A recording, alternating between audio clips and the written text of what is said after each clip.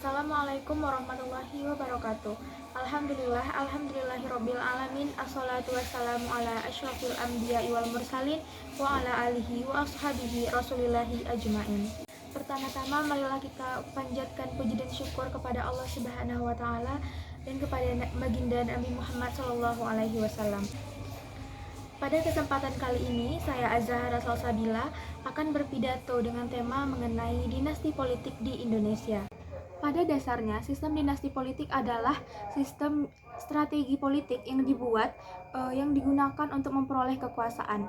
Dengan harapan, dengan sistem ini, dinasti politik akan dapat diwariskan kepada keturunan ataupun keluarga.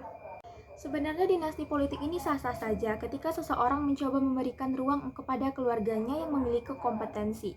Catatan penting dari permasalahannya adalah dipaksakan ketika tidak memiliki kompetensi untuk meneruskan atau menyelenggarakan kekuasaan kelompok tertentu, tapi dipaksakan. Dinasti politik ini merupakan praktek yang tidak sehat bagi demokrasi karena memperkecil peluang orang-orang yang potensial non-dinasti duduk di kursi pemerintahan.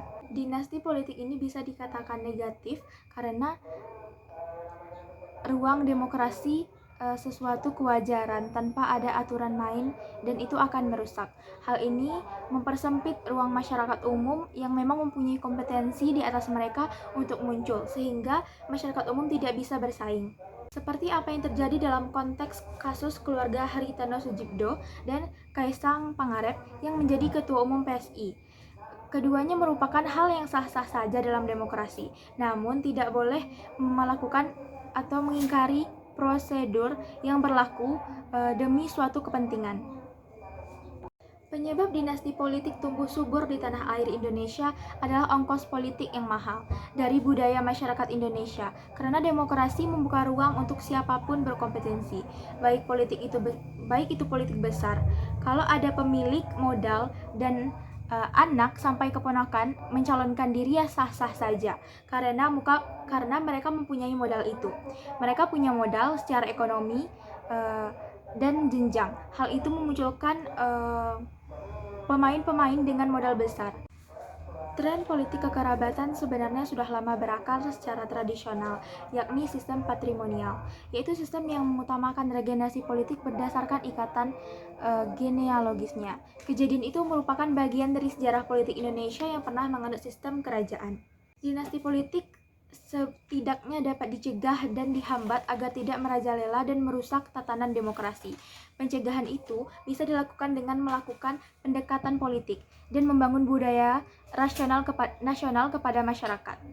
Masyarakat harus paham bahwa politik penting. Masyarakat terkadang tidak mau aktif untuk memahami konteks politik.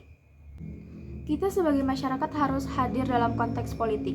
Ketika kita merasa kita mempunyai potensi, kita harus muncul dan mendorong potensi itu sehingga bisa dilihat dan mampu bersaing. Jangan hanya memberikan ruang kepada orang yang itu saja.